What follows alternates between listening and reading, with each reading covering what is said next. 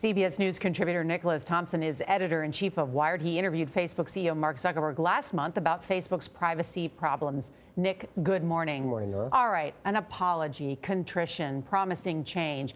But today, in this hearing, what do these senators want in terms of new regulatory efforts? Well, if they actually push for new regulatory efforts, the simple thing to do would be to regulate advertisements on Facebook. The next step would be to have privacy requirements. You could also imagine conversations about new regulations on data breaches. And then you could imagine a much sort of larger discussion about how social media platforms should be regulated in general. That would be great if that happens. It would be really good for the country and really good for the tech industry. We'll see how much of that there is and how much of sort of back and forth fighting apology, as you right, just Zuckerberg is a punching bag up there today. Yeah. Is he fighting for his job, in a sense? No. No. I mean, he's fighting for Facebook's popularity. He's fighting for the engineers who are demoralized. He's fighting for the sense that Facebook is a force for good in this country, which is really important to him.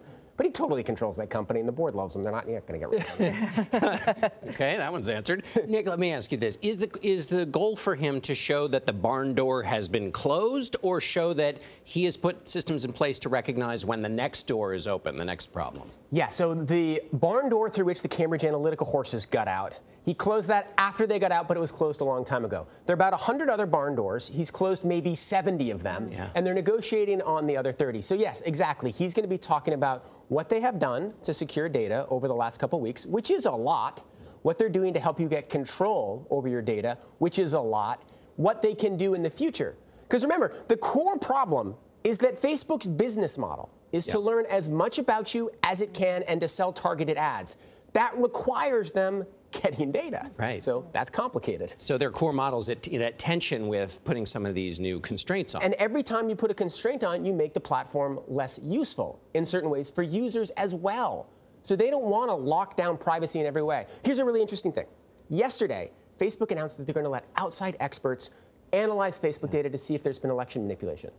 Well, that means they're giving data to people, right? In order to do all this stuff, you need to share the data. It's really hard. What's the thing that scares him the most that they're going to suggest from Congress that he wants to avoid at all costs in terms of future regulations? German regulation. So the German hate speech regulation, which says if somebody flags something as hate speech on your platform, you have 24 hours to get rid of it, which is really, really hard for them. And actually, if that comes up, he'll say it's counterproductive because it means that they just sort of wipe everything away and it allows that issue to get politicized. How closely will other tech companies and their leaders be following the hearings today? We know YouTube has been accused of improperly using children's information, right? Yeah, so YouTube will be watching very carefully. Twitter will be watching very carefully. Whatever regulations come for Facebook will come for all the platforms.